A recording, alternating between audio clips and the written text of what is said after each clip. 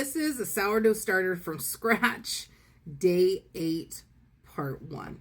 And I'm going to start this one off with a little bit of edumacation. You ready? Let me learn you. I had to first learn myself, but now I'm learning you.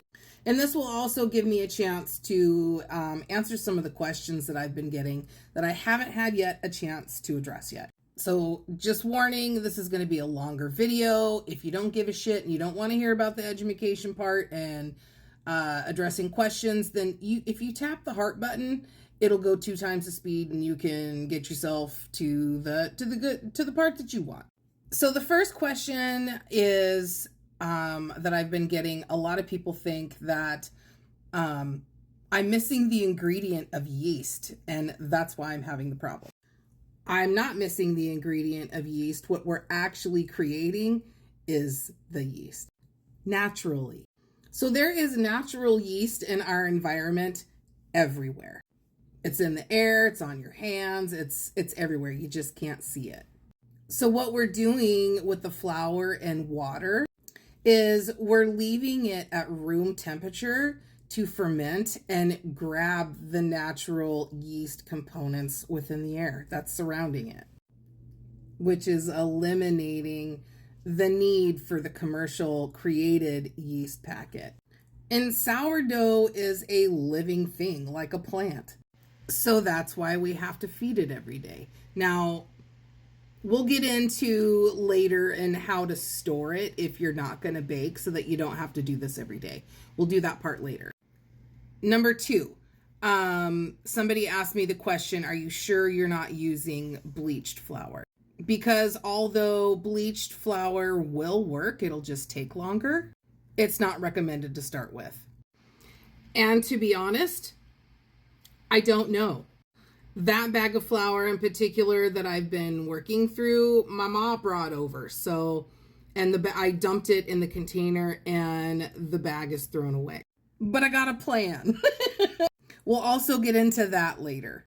And when I started on this journey and started learning and watching people, everybody is fucking different.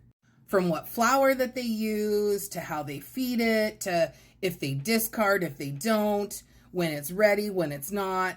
So to me, that was too frustrating because. So what I did is I found one person that I resonated with and I chose their method. And I was using a paper towel on top of my mason jars. And people were making comments about that. Well, I heard don't do that because it does promote mold growth and whatnot. Some of them had different variations of a half a cup and a quarter cup, a half a cup of flour and a quarter cup of water, and that's it. I mean, it was just frustrating. So I'm just telling you, there's 11 ways to start a starter. Okay, and lastly, I was getting frustrated, I ain't gonna lie. I was worried too much of what if she doesn't work rather than what if she does? And I was growing impatient.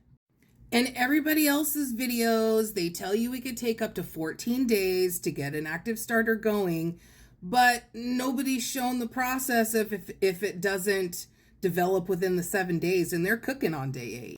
So I guess I'm the example, and that's okay. So I have a better attitude. I got my mama with me, so yeah, we're just going to keep going. I am going to do a few things different, and you'll see in the next video. I was going to cram it in this one, but I'm already here 4 minutes and 23 seconds, so I'm just going to do a whole new video. But just know my spirits are high. I'm not going to give up, and I'm just going to keep going. So we'll see you in the next video.